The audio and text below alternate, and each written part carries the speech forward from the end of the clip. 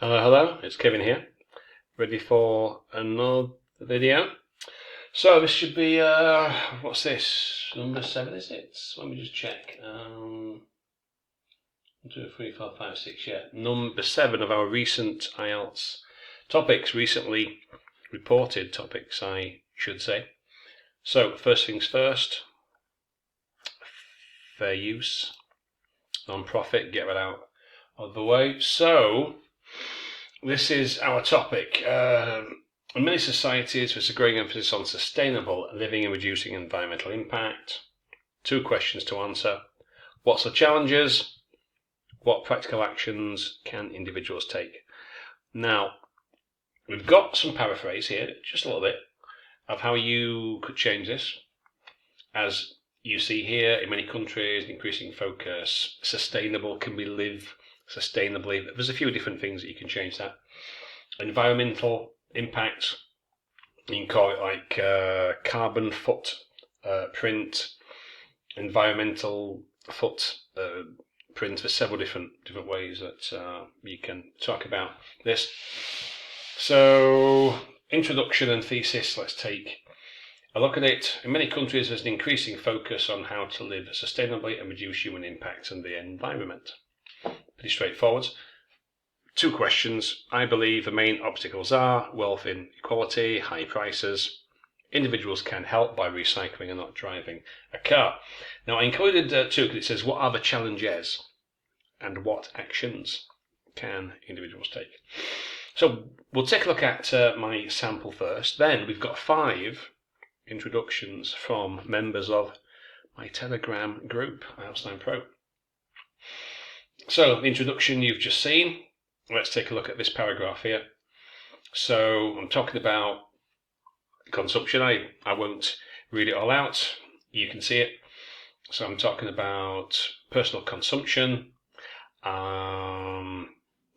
green bioorganics or products, because that's what things about this. Because this whole topic about sustainable stuff, it's all about green environment. It's about recycling, not eating meat, not using plastic, and all this kind of stuff. So there's quite a lot of scope that you can include in the essay here. So I deliberately focused, because any good essay, you start off quite broadly and you have to narrow it to a particular focus. All right. So sustainable living, you would have to give some kind of a definition what that actually means. So here I'm specifically saying, I say, well, it's mainly about consumption, consuming less to be sustainable. So talking about food. I said, so this kind of food more expensive. It's a middle class preoccupation. Low income families can't afford to be green. If we consider food, it's more expensive, blah, blah, blah, blah, blah. So they're the challenges. More expensive, and we can't afford it if we're on low incomes. What's the solutions? Well, if consumption is problematic, there's other actions we can take. Recycling, travelling sustainably, I'm talking about. So I give 1 sentence, 1 example, main idea. Recycle's easier in my city, which is actually true. Where I am now, in Bratislava, there's like recycle bins there. There's like 3 groups of recycle bins within maybe 100 meters in any direction. That is pretty good. So recycling for us is an everyday habit. Additionally, using public transport, for example, again, this is actually true. Bratislava is pretty small. I use public transport. I don't own a car. I've got a bike. I use the bus or the tram. So, for me, my personal carbon footprint, which is often one of the terms that people use when we talk about sustainability, is relatively small. In conclusion, I believe this can be achieved, etc. Okay, so that's pretty straightforward. Let me just try and get it all on the screen so you can pause and read the whole thing. Okay, you should be able to read all of that. You should be able to see it. Okay, so that's pretty straightforward stuff. You can pause that. So let's take a look at the samples. Now, we've got 5 for my group, IELTS 9 Pro, on Telegram. If you are watching it there, then you are already a member. If you're watching it on YouTube, link below. Okay?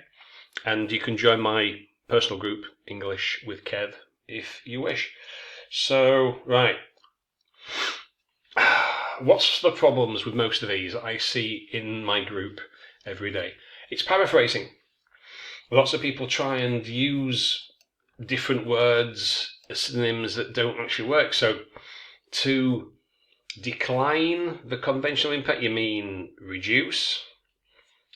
Communities, not necessarily societies, but that's not too bad. But the main thing here, there's no answer to the second question. There's an answer to the first one. We've got 2. What's the challenges? What's the solution? The actual word is what practical actions can individuals take? Only one question answered. In the second one, only one question answered. So, although this has been the case, what's been the case? You mean there's been an increasing number? You could say that's a bit of a long-winded way. And where's the answer for a second question? So I changed this. Is it becoming increasingly important? And then we've got this sentence here. Such increasing population, such modern society that have always harmed to environment. No idea what that means. That's not a good sentence at all. And then, so you haven't told us, question 1, what the challenges are, and you haven't told us what the practical actions that individuals can take, question 2. So that doesn't really do a great deal for the introduction there. Vast?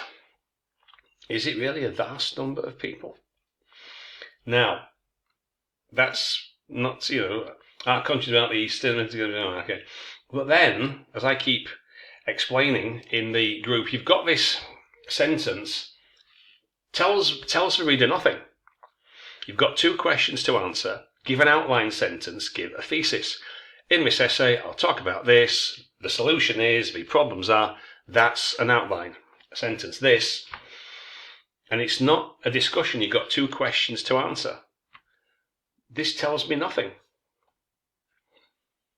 Complete waste of words. And we've got this next one. We have been witnessing the important role. How can you witness an important role? Who is performing this? Who's playing this role? Enduring, you mean improving. Diminishing environmental consequences, you mean reducing environmental impact. So the paraphrasing is not good. And then answer to question 1, there could be several obstacles, which are, and then answer to question 2, individuals can play a pivotal role. So this, again, it tells the reader nothing. There's some challenges, there's some obstacles, but I'm not going to tell you.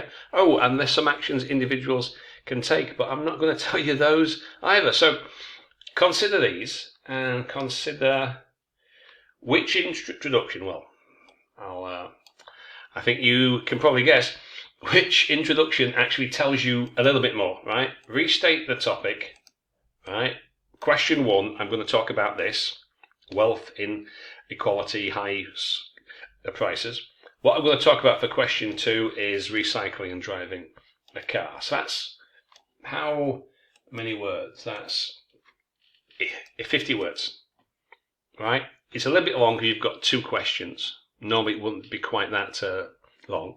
But you restate the topic and you've got 2 clear answers. And the reader knows what I'm going to be talking about. So this is aiding the cohesion and coherence part. Because you can see in the essay, right? So, obstacles, paragraph 2. What's the obstacles? More expensive, wealth inequality, middle class, preoccupation, low income families, that's what that is. High prices for green kind of products, costs like more. So that's the cohesion part and coherence, right? Individuals can help recycling. If consumption is problematic, because other actions individuals can take, recycle. Recycle, example. Sustainable transport, example. That's why, if you have a good outline sentence, your cohesion and coherence, you get better points because it's got a logical progression. Everything's clear. Anyway, so let me just put that on so you can read that again. So hope that helps. I hope that gives you some indication of what I'm talking about. And I'll see you in the next video.